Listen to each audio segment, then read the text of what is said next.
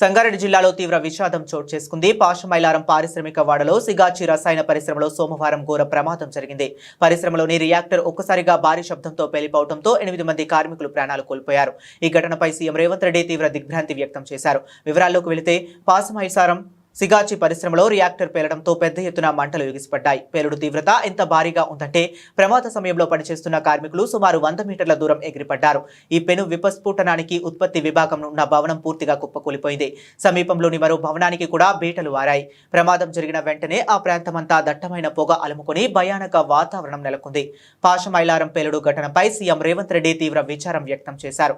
ప్రమాదం గురించి తెలిసిన వెంటనే ఆయన ఉన్నతాధికారులతో మాట్లాడారు. శిథిలాల కింద చిక్కుకున్న కార్మికులను కాపాడేందుకు అవసరమైన అన్ని సహాయక చర్యలను తక్షణమే చేపట్టాలని ఆదేశించారు.